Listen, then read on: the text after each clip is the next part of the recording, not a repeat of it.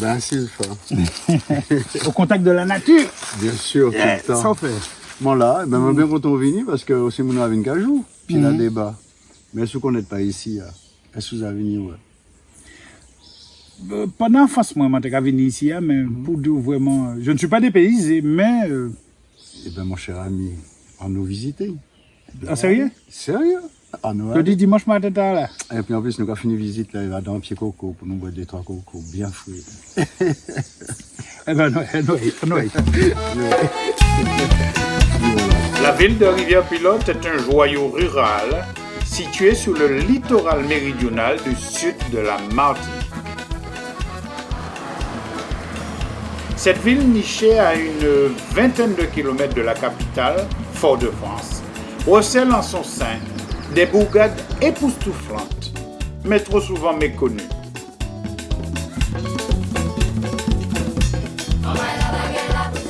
Aujourd'hui, partons à la découverte d'un lieu totalement inconnu, même des pilotins. Le quartier Ravinakajo.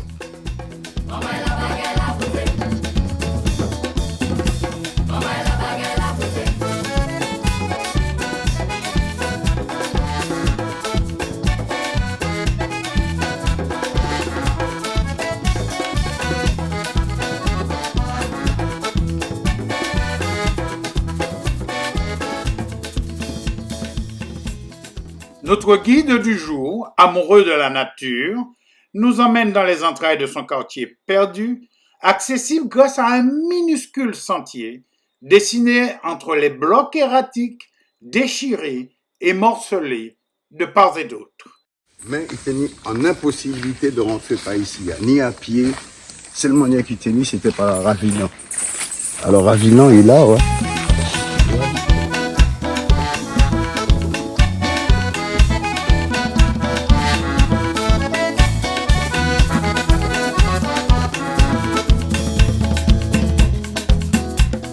Gérard connaît les lieux par cœur et c'est avec fierté qu'il nous fait découvrir le bassin Euphrasius du nom de son oncle.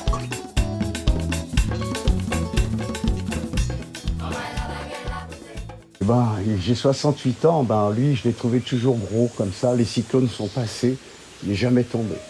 Jamais, jamais, jamais. Et ici c'était infesté de serpents. On y venait quand même. Ici, c'est le bassin Euphrasius. C'est mon cousin Nel, qui malheureusement a vieilli, qui plongeait sous cette roche pour attraper des habitants pour nous. On a passé des bons moments ici pendant le carême avec un couille, se baigner, pêcher des boucs, des papas Jacques.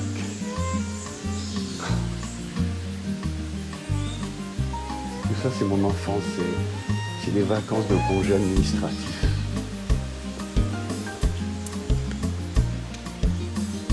Le lieu est vraiment impressionnant. L'émotion est à son comble et Gérard nous parle de son enfance avec quelques sanglots dans la voix.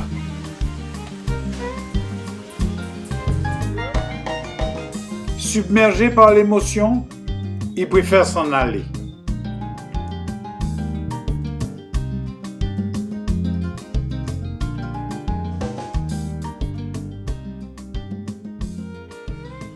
Ça, c'est la Martinique qui a touché la mer et qui s'est refroidie. On a encore l'exemple ici. Okay. Passionné de géologie et surtout de géomorphologie, il nous explique pourquoi la présence de ces énormes blocs de pierre en pleine forêt.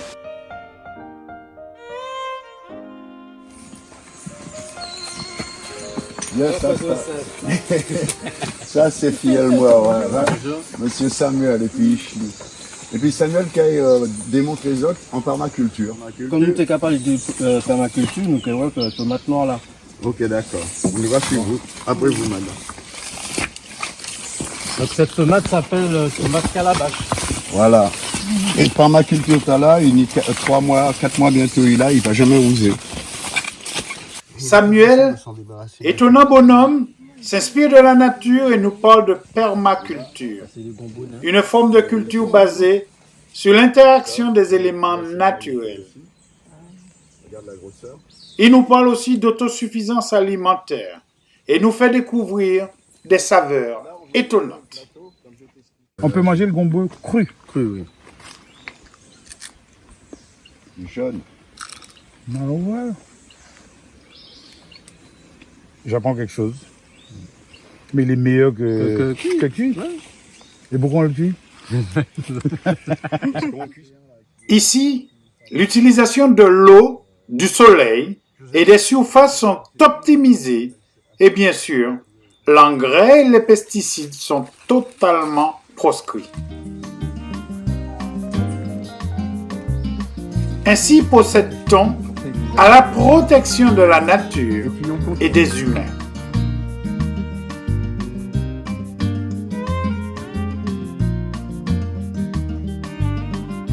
Samuel, adepte des arts martiaux, nous offre un spectacle étonnant.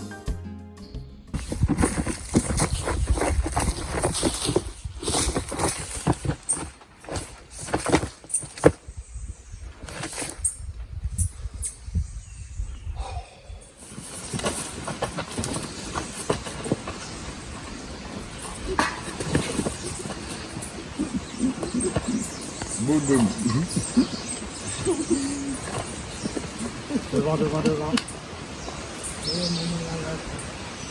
Ok, c'est... Bravo. Après cet étonnant spectacle, la visite des lieux continue.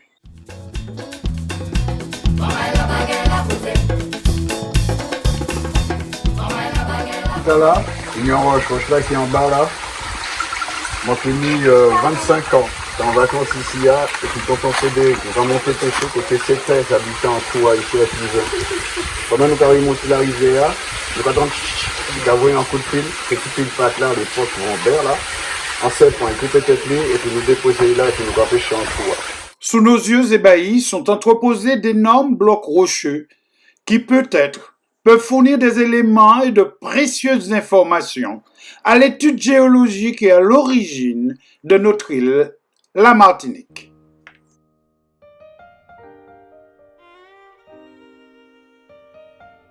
Moi j'aime bien le clair-obscur que ça donne, tu vois. J'ai mis l'ombrage, ça fait un coup de projecteur. Regarde la pointe de la roche là, ça a mis le jeu du soleil, le jeu de l'eau et du soleil sur la roche. Ah ouais, c'est super. C'est super, c'est magnifique. Moi, chaque fois que je viens ici, je suis stressé, j'arrive ici, au bout de 10 minutes, je retrouve une espèce d'énergie, une espèce de bien-être. De bien-être, ouais, c'est le terme, de bien-être.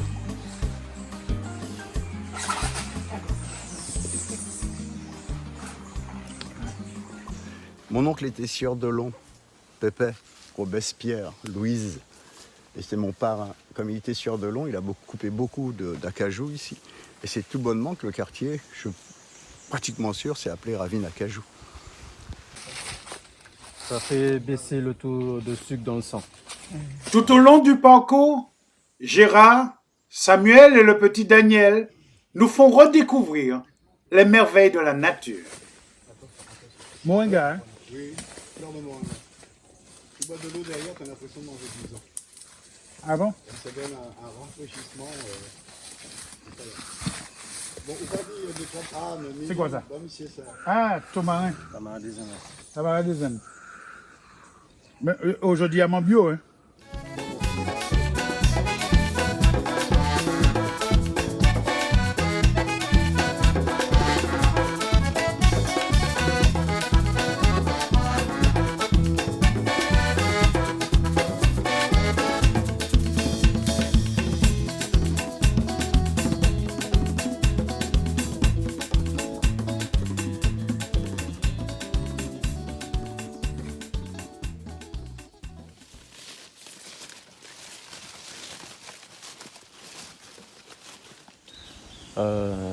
Ce lieu me permet d'augmenter mon chi, qu'on appelle l'énergie de la nature. Ça Ça m'a remis sur pied quand j'en avais beaucoup besoin, dans des grandes difficultés. C'est vrai. Qu'est-ce que tu aimes ici? Je viens chercher la tranquillité.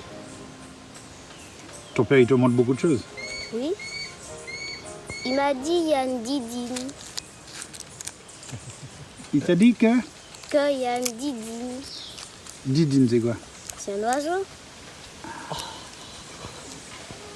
Moi, je recherche pas. Je recherche rien. Ici, c'est déjà là. Ici, c'est, comme dit Samuel, c'est l'équilibre. C'est toi-même, tu entends. Le bambou chante, le vent siffle, le vent souffle. Ici, c'est le calme, c'est détendu. Et j'ai une fille qui est excessivement speed. C'est vraiment la femme du 21e siècle. Et arrivée ici, dernièrement, elle a mis les pieds dans l'eau. Et Samuel me dit, mais elle était zen. Elle était zen. Et ça rend zen. Chaque personne venue ici s'assied. C'est ce qu'on a remarqué. Chaque personne. Hein? Prends le temps de... Prends le temps. Prends le temps pour eux-mêmes. Ce lieu nous a marqué, nous marque encore. C'est le lieu où... Quand on parle de l'enfance, il y a toujours dans un enfant un futur homme. Mais dans cet homme-là, il y a toujours un enfant. S'il n'y a pas un enfant dans le cœur de cet homme, il n'y aura jamais un homme véritable. Moi, c'est mon enfance. C'est que des joies. Alors, qu'est-ce qu'on a pu se marrer ici? C'est vrai, c'est... On ne pourrait pas marquer ça dans un livre. Tout a été dit dans le livre. Ouais, on est bien. Chaque fois, nos enfants viennent ici, ils sont contents. Chaque personne venue ici est content. Tu te rappelles cette flûte-là, quand on était sur la plateforme là-haut? Cette flûte qui montait depuis la ravine et qui montait le chemin, là. C'était un moment très fort. Hein. Ce copain est arrivé en jouant de la flûte depuis la ravine jusqu'au sommet là-haut. Ah ouais, c'est un tambour qui cogne, c'est... Enfin nous bien, quoi.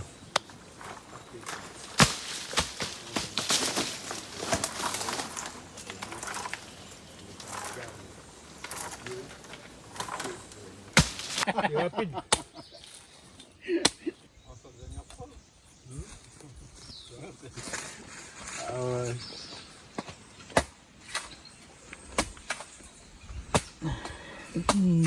C'est bon. Ça fait du bien, hein? Ah bah oui.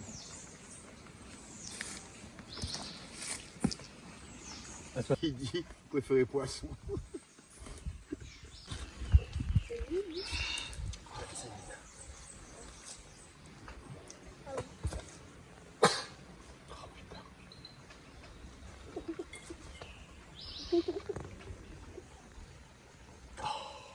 Pas de problème.